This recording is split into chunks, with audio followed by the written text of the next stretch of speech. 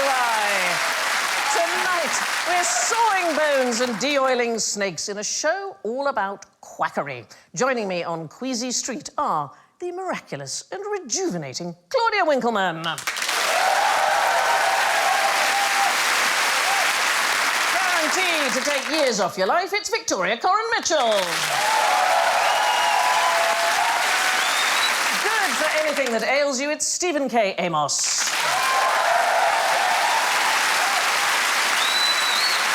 And the late Alan Davies.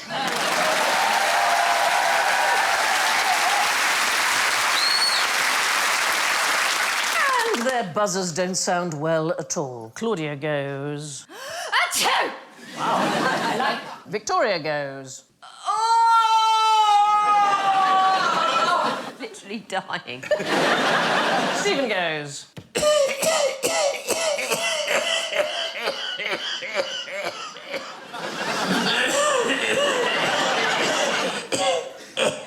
It's my dad's car. And Alan goes...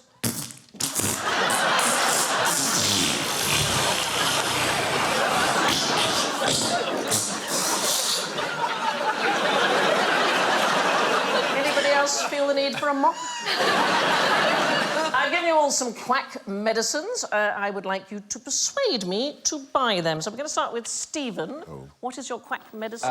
It's a jar of Princess Lotus Blossoms Vital Spark. Marvellous. And what do you suppose it does? The lotus blossoms, of course, one of the most famous flowering flowers. I love a flowering flower. From Japan. Yes. Obviously, it gives you vital sparks, energy. Right. Basically, a modern-day superhero supplement. Right. Yeah, there is a wave of superhero films at the moment. We should all embrace those. Right. One of the biggest ones for me last year was, of course, Black Panther. The Black Panther gets his superpowers by consuming a special herb. OK. You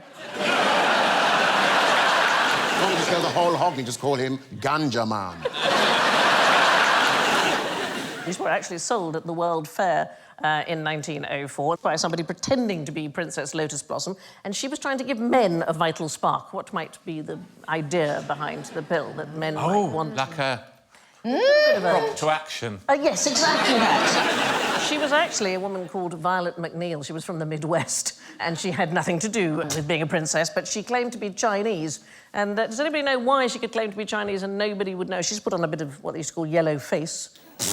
I know. That's what it was called. It was called yellow face. It was because the Americans had banned all Chinese people in 1882, so people didn't know what a Chinese person looked like. They just banned them? They just banned them. The Chinese Exclusion Act. It's a pretty clear name for an act, isn't it? We just got rid of them. On what grounds? Well, that there were too many of them working, and what they wanted to do was to have jobs for you know, Americans. They were not Chinese. And so they got rid of them. In fact, they got rid of them until 1943, when they allowed in 105. That's extraordinary. So they didn't know she was Chinese? No, so they didn't know she wasn't Chinese. She was this woman from the Midwest. Hell, that's Violet. She ain't Chinese. That's Violet? Violet! What are you doing? They're basically boiled sweets, but she told everybody that this was something that had come from a pouch in the turtle brain called the Qualiqua. Violet, where'd you get them pills? There it is, the Qualiqua. And she would say, a man who takes these pills will shout out, Pongwuki, which is, she claimed, Chinese for eureka. So these from that era, if I take a couple, will the desk rise? You might just come through it like that. Tunneling thing, you know, in Thunderbirds. I suddenly really want them to work. Right, let's try another one. Alan, you've got some medicine. What have you got? Oh, well, it's Dr. Brinkley's Formula 1020. And what do you think's in it? I think something drawn from an animal of some sort, of bodily fluid. And then you add it to your own self. Cheaply priced and almost odourless. Well... I'm describing myself there. It was a distillation of goat glands. Oh, for God's sake. What? Yeah. Well, it wasn't, actually. It was just coloured water. The temptation to fire it at the audience is almost...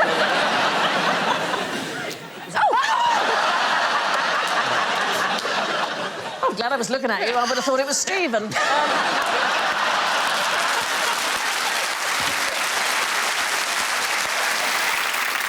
he promoted this as a distillation that would cure anything from emphysema to flatulence. What? Which is quite a range, isn't it, of Yes. diseases. So I was quite close. Cure anything, a cure-all. Yes, but he also looked part goat, I think. Yes, goatee. Yes, exactly. And goats were a big thing for him because after the coloured water, he thought something more significant is needed. And he started transplanting goats' testicles into men's scrotums.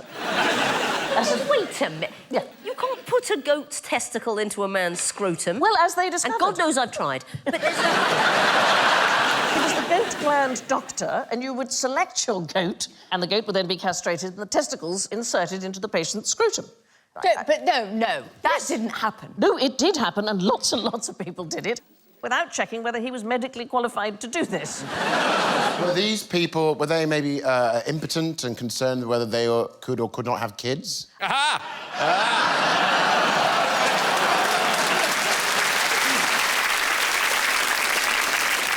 Baby goats. Yeah. It's better when you explain it. He went to something called Eclectical Medical College in Kansas, but he didn't actually graduate. And anyway, the college was one of homeopathy.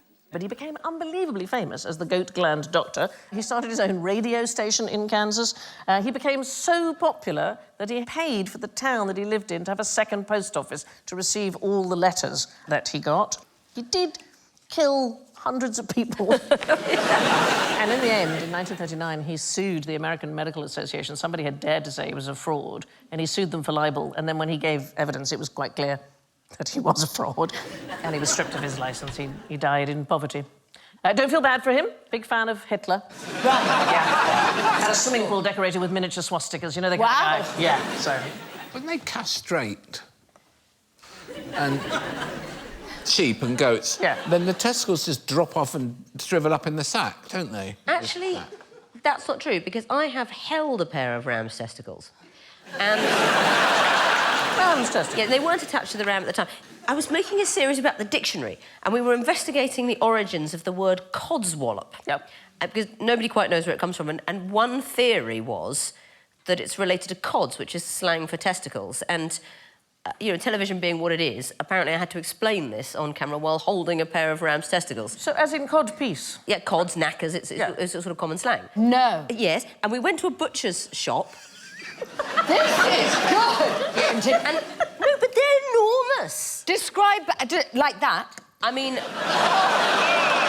I just say this is not the direction I thought this was going to? So here's the thing, lots and lots of cures for virility, and I'm just going to pass this on as a piece of general knowledge. If you put Viagra in a vase of flowers, the flowers will stay erect for a week longer than normal. Right, Claudia, your medicine, Yes? what are you going to sell to us? Let's come OK. away, shall we, from virility. Oh, this is excellent. Theodore Roosevelt's baldness salve. Ah. Yeah. It might not be your hair, it's just an area of your body where you want some more hair. Forearms, legs. Oh, cool. Check me out. Yeah. You use this. Right. I use this. Yeah, before this, I didn't have hair and down. Yeah. Well, it was sold by something called the Skolder Institute, and it was sold as something that had been used by both Roosevelt and Houdini. As it happens, both of them had recently died just before this product came out, so they couldn't say whether it was true or not. You sent samples of your hair through the post for an individual diagnosis by Professor Skolder, and he got his diagnosis from a Dominican friar. It was rather a complicated process, but a guy called Arthur J. Cramp, who was a rather tenacious member of the American Medical Association. He sent in hairs from a fox fur coat, from a Japanese wolf dog, then a woman with extremely long, lustrous hair, and finally a piece of wrapping twine. And each time he got the same response, which was that the hair was severely undernourished and needed Dr. Skolder's cure. It's actually just Vaseline. Yeah, but good. Good. But I think I did. I mean, we all want some, right? Yes, you've sold that to us. People have asked me whether I have experienced hair loss due to the fact that I'm wearing what is called a do-rag. I thought I'd wear it tonight Right. to bring attention to the great British public that that is what this is. OK. It's not a hat, it's not a hairnet, it's a do-rag. I get confused. People at the airport, immigration, excuse me, sir, can you take off your bonnet? And I get quite defensive. I say it's actually a do-rag. it is a hat. Yeah. I mean, not to get get too existential, but... Please do. What is a hat? Oh, where do we draw the line? A plastic bag? If you put it on your head, it's a hat. Right, Victoria, Oh. a cure, please. Yes, OK, I have... Oh, Tupperware. Do Nothing Mitchell's Rest Cure. My Yeah. guess is going to be that it's just fresh air in some... Well, it used to be known as Dr. Diet and Dr. Quiet. And actually, this guy, that's him there holding a clinic, Dr. Silas Mitchell. He's not really a quack, but sometimes good doctors come up with kind of quacky ideas. Look at the do-rags on them three.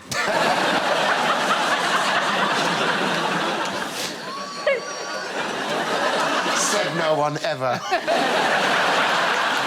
But what era is that? Turn of the 20th century. Because until the turn of the 20th century, I think the distinction between doctors and quacks was quite moot. Oh, yeah, but this guy he's the father of neurology.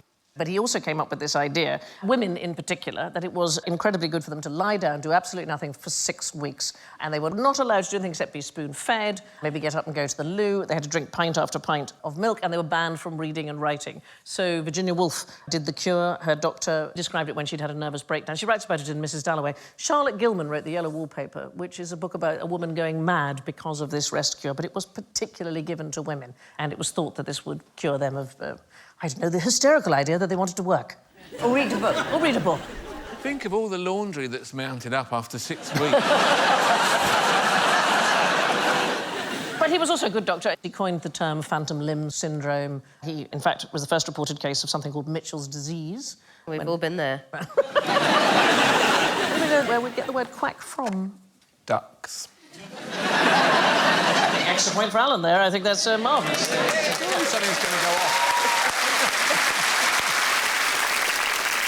It's quack salve. It's somebody just bragging about their ointment. There's a fantastic golden age in the United States of quackery. It's pretty much post-Andrew Jackson. He was the 7th president, and he generally believed that the common man knew more than experts. So he was the Michael Gove of his day, if you like. All but 3 states repealed all their laws regarding medicine, so people were free to just go and sell whatever they like in medicine shows. I mean, Europe had them as well. We had what we called mountebanks, who used to go and sell medicines, literally climbing up onto a bench. It's Italian for mounting a bench. Right, this next question makes me all of a quiver. Why might you invest in a vibratory chair? Oh! Perfect noise for it. Because you're furnishing your vibratory? Oh! I want a vibratory. Yeah. It's a new room in sexy Cluedo. Go there, you get beaten to death by an Art Deco vibrator. It's a good place to go if you're mixing something in a bowl. Well, there is an entire museum in the United States called the Museum of Questionable Medical Devices. It's in a science museum in Minnesota.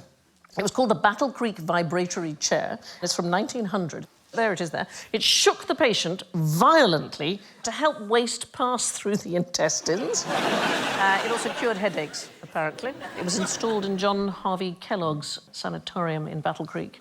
Kellogg, famous for... Cornflakes. Cornflakes, absolutely. He was an odd fellow. He believed that all sex was bad. I mean, All everything. sex? All sex, yeah. He was married for a long time, but it said it was never consummated. They produce huge quantities of semen.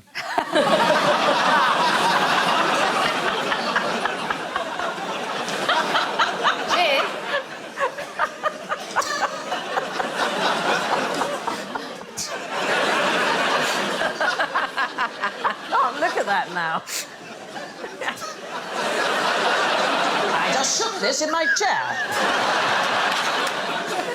Joking aside, vibrators were used as medical equipment. Yes. I think in the 20s, to temper the hysteria of women when they go getting ideas, you calm them down with a vibrator. And, you know, some doctors, I think, had queues around the block. But that's again, the border, isn't it, between quackery and medicine, because it's sort of a nonsense in a way, and yet... Well worth doing the research. I'm not sure that isn't an urban myth. You think it is true, though? Yes, I've been to a vibrator museum. Where is there a vibrator museum? In Holland. I mean, genuinely, a woman would go and see the doctor, and the doctor would perform the exercise for her. And, you know, nobody ever came out feeling worse. You feeling better yet?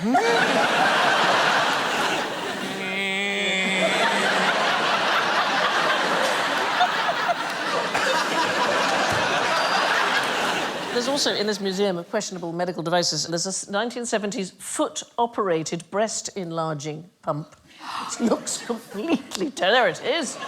Yeah. Oh, is that so you can be discreet under the desk?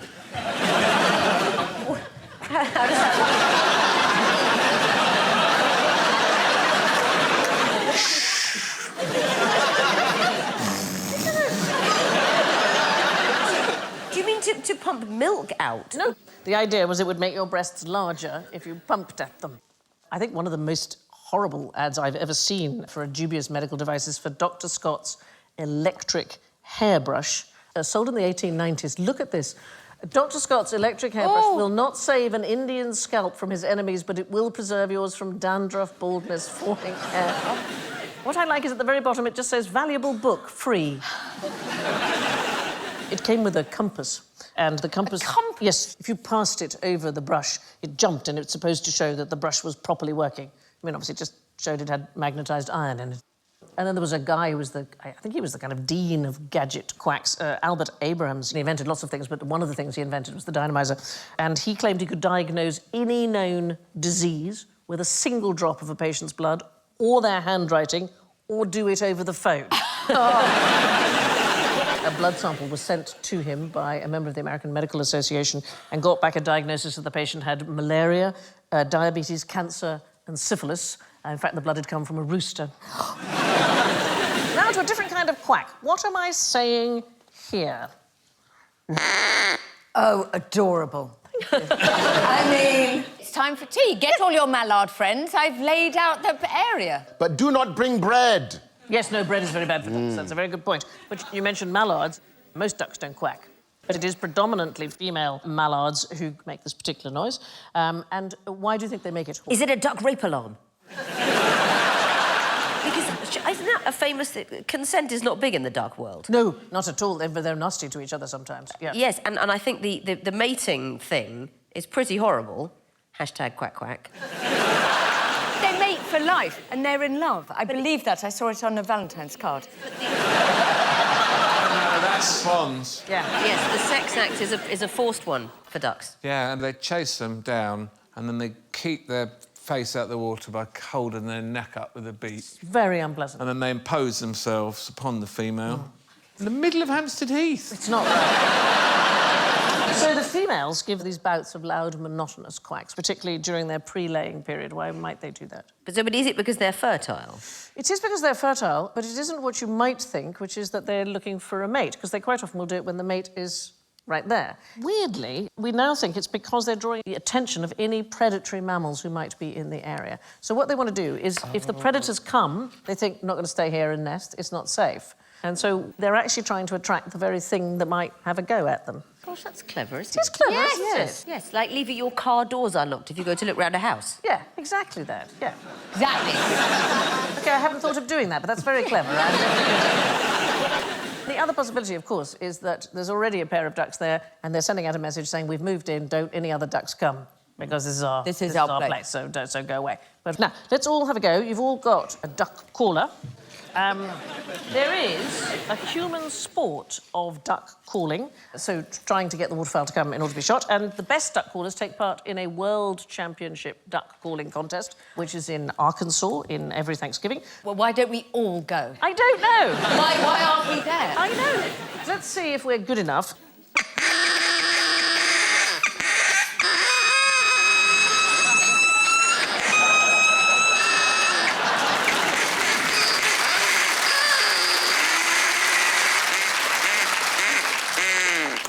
One woman has ever won. Rather pleasingly, she won in 1955 and 56. She was called Pat Peacock. Brilliant. The very first person who won didn't have a duck caller at all, just made the sound with their own throat. Victorian children used to make their bird callers by cutting the larynx from a recently dead goose. Yeah, and blowing through it. Oh, thank God television was invented. I know. Look at what they used to do if a child had no legs.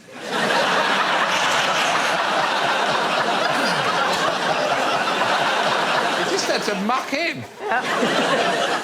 Anyway, in 1850, there was a 12-year-old who accidentally swallowed his goose's larynx that he was blowing through, and he started honking like a goose every every time he breathed. And there was a German doctor who eventually performed a tracheotomy on him, and there's a medical paper entitled "On the Removal of a Larynx of a Goose from That of a Child."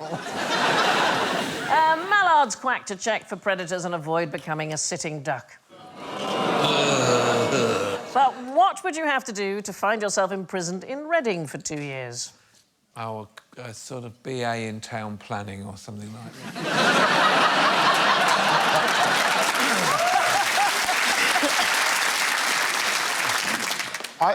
I've actually done shows in Reading, and for a laugh, I would just go, "Good evening, it's great to be here in Reading." And I heard this woman say, "Oh, he's trying to say Reading." Well, you know, you're here for a comedy show. I thought I was going to be imprisoned because I couldn't pronounce Reading correctly. I was on a bus not very long ago, and I was going past a pub, and there was a sign outside. I thought it said Reading versus, and I couldn't read the bottom bit because there was somebody standing in the way, and I thought, Reading versus... Colouring in. Colouring in, or Singing? Yes. Anyway, it turned out to be football, and it was Reading versus... Who would Reading play, darling? Another team. Pretty much the amount of interest I paid to it. Yeah. So come on, what would you have to do? Oscar Wilde, Reading Jail. It is not connected to Oscar Wilde. There's a special quarantine centre there. Is there? In Reading. Nits. Yeah. No. There is the International Cocoa Quarantine Centre. Stop. In Reading, part of the University of Reading. There are lots of terrible diseases that chocolate can get. Frosty pod, witch's broom. I knew they did silly courses in Reading, I knew it. Well, but these are really serious, Alan, because they can destroy up to 40% of the crop every year. And so when cocoa plants are transported from one country to another, it's very important to make sure that the diseases are not moved with them. And so chocolate plants will spend 2 years in Reading being cloned. Relaxing. Relaxing, Relaxing, being cloned, hanging out. tested, hanging out. If they're healthy after 2 years, then they can go on to their destination. But otherwise, they are kept in quarantine. But do you know why it's in Britain? Is there some kind of per capita thing where we're the biggest chocolate consumers? No, it's really simple. The weather's so bad that the diseases wouldn't possibly survive out. It's one of the major perks of living here. Yeah, absolutely. Yeah. OK, why might you quarantine 5 million people? Wales.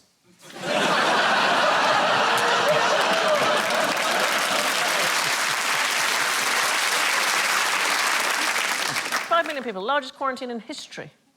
I'm going to help you out. I'm going to tell you 1918.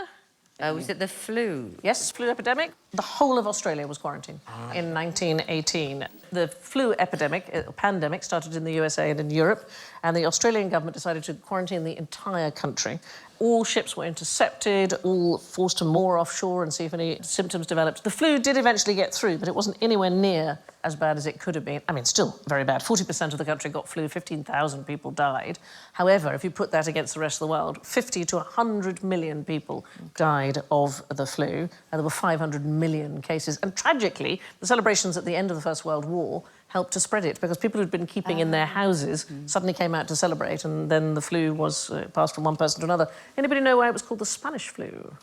It started in the United States and probably in France as well. It's one of those weird things where the censors didn't want anybody to write about the fact that there was a flu epidemic because they thought it would cause panic. But you could write about it being in Spain, because Spain was neutral and not part of the war. So we just blamed the Spanish. Not only not fighting, but now they've given us flu, the swines. That's a really good fact. Yeah. Thank you very much. Yeah, I like that. Here's the thing about Australia. They even quarantine rocks. Did you know this? I love this Stop. fact. Yeah, they're called sorry rocks. Oh. So, lumps of Uluru or Ayers rock is sometimes taken by tourists, and then they feel really guilty about it, and they post them back to the park rangers. No. Yeah, they get about one a day. The largest ever returned weighed 32 kilos. Somebody has taken a 32-kilo But also, don't you find when you're on holiday you buy stuff that's inappropriate? Yeah. You go, oh, a Stetson. I'm going to live in a Stetson. Yeah. Because I'm in Texas. And then Yeah. you go home and you go, why? Yeah. But the worry is that there's a small threat of pathogens being introduced through the rocks, and so they actually put the rocks in a neutral area. Would you like to meet Vomiting Larry? No. Yes. What, have you got a thing about I've vomit? just closed my eyes. You continue. No, we're not actually going to show vomit. We're just going to talk about it a lot. Oh, I thought somebody called Larry was just going to come.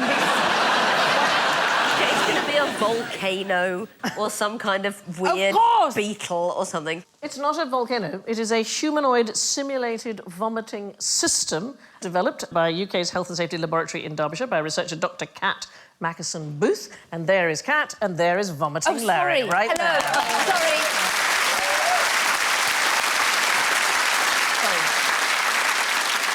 Kat, I believe that Larry can vomit on command. He can. Why would you invent such a thing?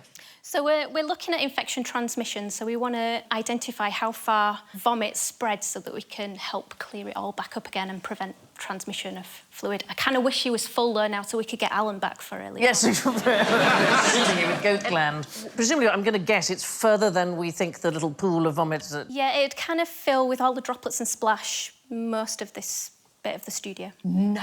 Wow. Yeah, but you wouldn't be able to see it, so when you come to clean up the main bulk, you'd stand in it, spread it everywhere. So you're just carrying on, but even when you think you've cleaned it all up? Yeah. Why is he called Larry? Because the head of the system's called Airway Larry. So it's for when medical students are practicing laryngoscopies. Yeah, I think obviously. that's where the Larry I'm thinking about, do the medical students not provide enough vomit? I mean... But they can't do it on command, so, you know. It needs to be 1, 2, 3, go. Yeah. Like that. OK, so now, we can't have Larry actually vomit, you'll be very pleased to know. However... Come on, Lawrence. We do have a film of Larry. We're going to have the film without sound, but if any of you lovely people would like to join in and create the sounds that you imagine Larry might make, then help yourselves. Here. Why, of course. Yeah, let's have it. You only had to ask one. Here we go.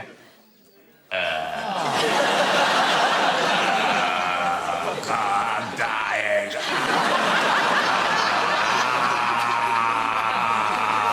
It's coming out of my arse as well.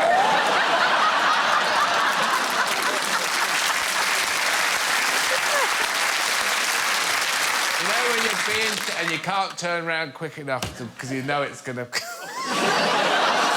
Oh, no.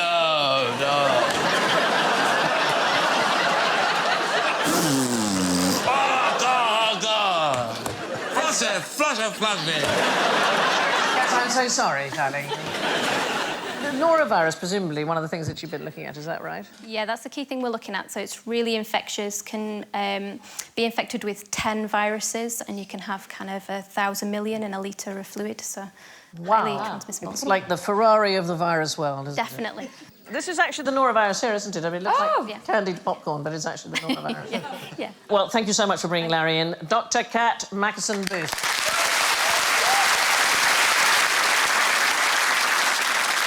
Here's the thing. They found the world's oldest vomit. They found it in Peterborough. From the back of the Weatherspoon. Yes. Can I guess how old it is? The oldest... 4,000 years. A little bit older than that. Is it a fossil? It is a fossil, yeah.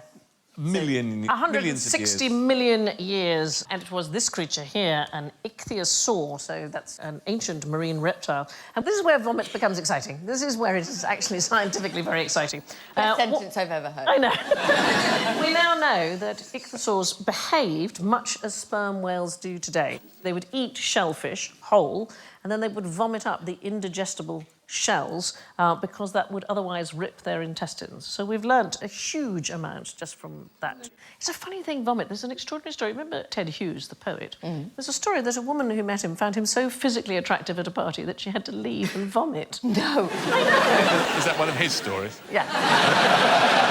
She was quite overcome by my attractiveness. You went up there and threw up. Ted, come here.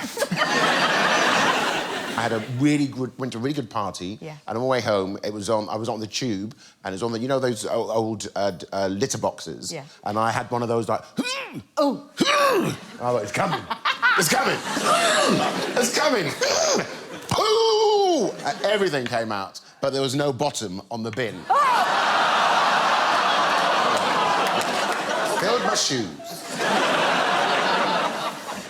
I love the things the scientists discover. Apparently, they only discover that flu can travel between different species after a ferret sneezed in a scientist's face. 1933. Now, here's another question to make you queasy. What happened when Michelangelo took his socks off? Oh, don't say some of his foot came away. Oh, no. Apparently he didn't wash, but his skin used to come off if he took his clothes off. So this is thought to be a portrait of him by Raphael. It's a sort of having a go at him. Raphael was a kind of a young buck, and Michelangelo was quite old by then. And he has Michelangelo playing Heraclitus, sort of the weeping, grumpy philosopher, because Michelangelo was incredibly grumpy. But according to Michelangelo's biographer, he wore stockings of dog skin constantly for months together, so that when he took them off, the skin of the leg often came away with them. I know. He was very busy. I mean, he was incredibly busy. How long did the Sistine ceiling take? Well, it took years and years and years, and he wrote that he constantly had his beard to heaven. He used to talk about the brush is always above my face, my haunches are grinding into my gut, and my poor ass strains to work as a counterweight. Actually, there's a really fascinating thing about Michelangelo that they've fairly recently discovered, that you can probably tell a Michelangelo sculpture. So if you take something like the Rothschild bronzes, there are 3 ways, in fact, the experts now say you can find that it's a Michelangelo. The first thing is that the first and second toes are splayed in the figure. He always depicts the abdomen as not having a 6-pack, but an 8-pack. And he gives his sculptures unruly pubic hair. And the suggestion is that one of his favourite models must have had all of those attributes, the toes and the 8-pack and the unruly pubic hair. I wouldn't say that's unruly.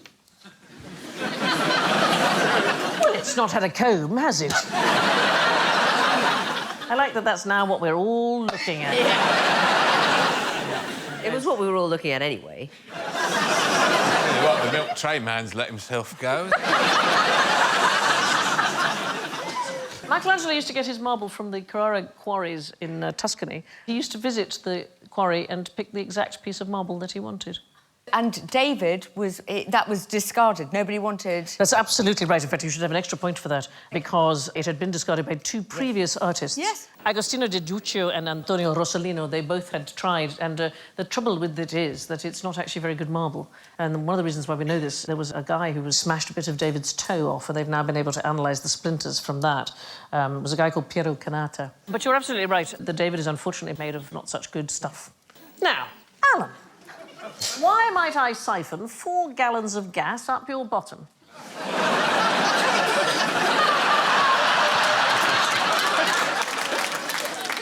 How did you get a photograph of that, you swine? I'm talking about hydrogen. Is it going to have an enema effect? Is it a colon cleanser? It is a medical thing. Is it flammable?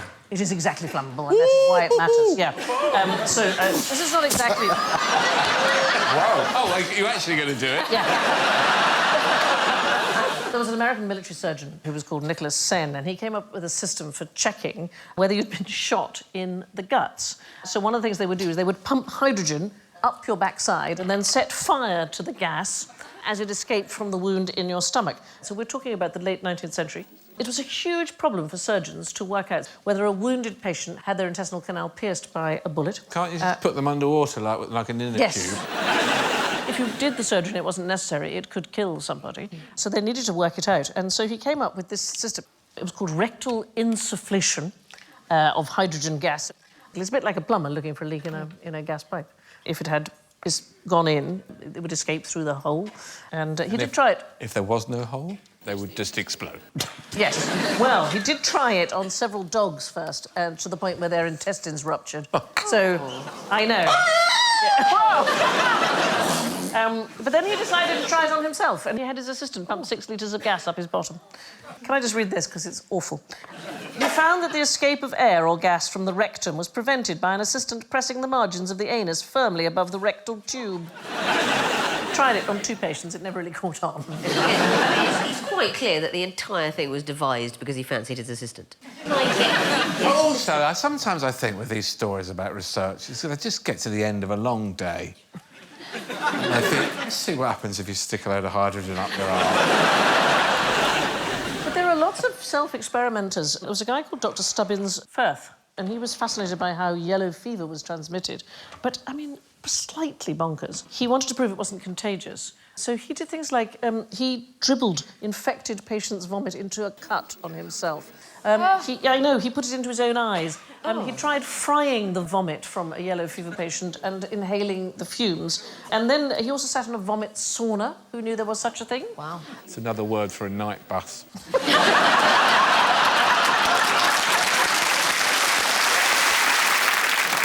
catch it, because you can only get it, of course, if it goes straight into the bloodstream, like by a mosquito, which wasn't discovered until 6 decades after he died. He died when he was 36. It doesn't say of what. Take your pick. Yeah. And in 2004, there was a biologist called David Pritchard. He allowed 50 hookworm larvae to burrow into his skin, and he wanted to see if the infestation could fight hay fever and asthma.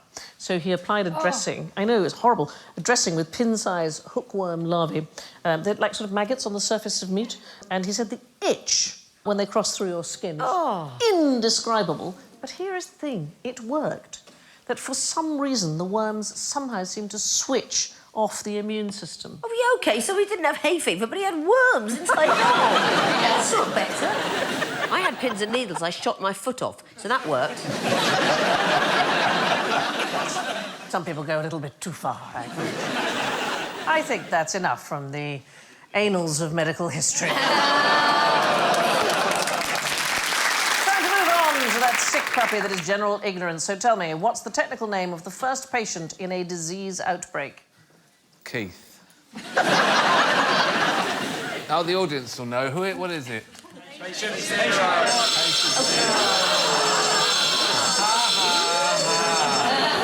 See, you fell into that trap immediately. No, it's the index case or index patient. People do think that it's patient zero, and actually it's based on a mistake. So the very first time that was given was to a man called Gaetan Dugas, and he was a French-Canadian flight attendant who allegedly contracted HIV in Haiti, and he spread it, allegedly, to lots of men during his lifetime. And he wasn't referred to as patient zero, he was patient O, and the O stood for outside California. But people now think that it was patient zero. While we're on the origins of disease, can you name someone who had Lou Gehrig's disease? Lou Gehrig.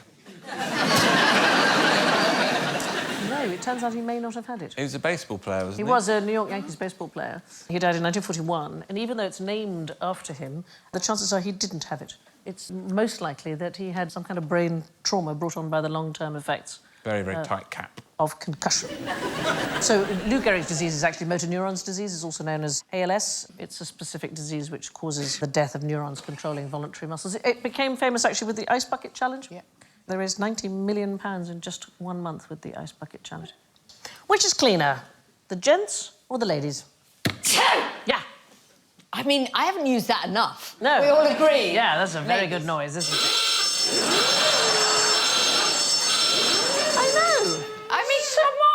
So there was a study at the University of Arizona, and apparently ladies' loos are germier. Why might that be, do you think? Because we chat in there for quite a long time. We spend longer in there, but also we take children in. Oh. You know, crazy germ carriers. How are those two floating through the doors? That is slightly disturbing, isn't it? Women wash their hands a lot more than men. Men less likely to wash their hands at sporting venues. They had a study at Turner Field Baseball Stadium in Atlanta. Men wash their hands just 65% of the time when they're at a sporting venue. I don't know how this works. It says here the study involved researchers discreetly observing. I would say it's considerably less than 65% of men. Oh, would you say? Wash their hands after they've had a wee at the Arsenal. I think there's about 5 of us who use those two. In fact, at the old Wembley Stadium, you go to wash your hands and then usually be about 6 blokes pissing in the sink. Either of you ladies think that it's worth putting down toilet paper on the seat? No.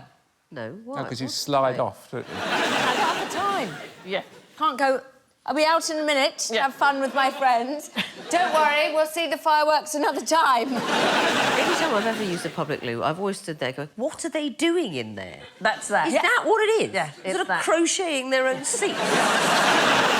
No, but here's the good news. It's a complete waste of time. The toilet seat is designed to not keep bacteria on it, whereas toilet paper, unbelievably absorbent. The squatting?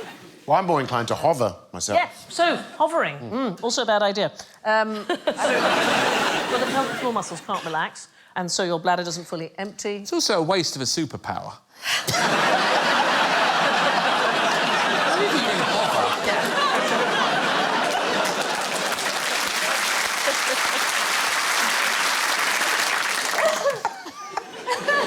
Apparently the the only way you can get really, really sick in a public lavatory is licking the toilet seat. Oh. I'm just saying, that's what they've discovered. Warm in there.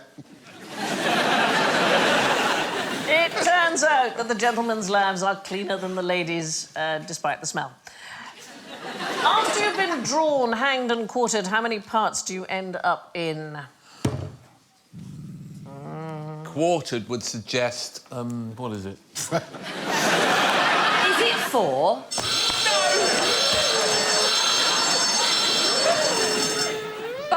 It is 5. Why is it 5? Do they put your head somewhere else? Head, yeah, absolutely. So it's your head plus the 4 quarters of your body.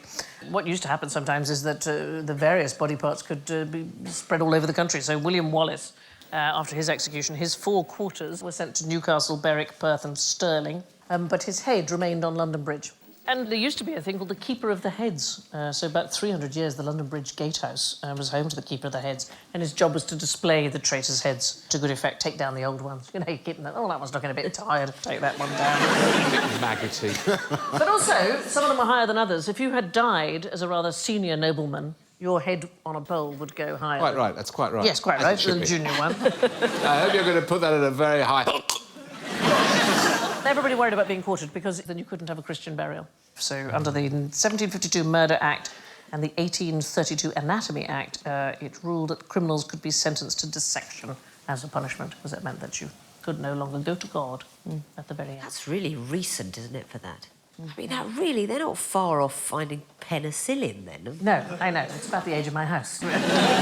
Strange.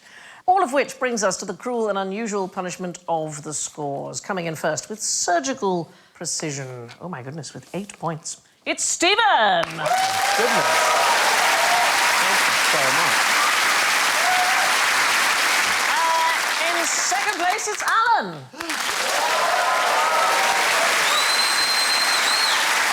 7 actual points. And in third place with -5, Victoria. -6, it's Claudia. But Claudia is not last. In last place with -10, it's the audience.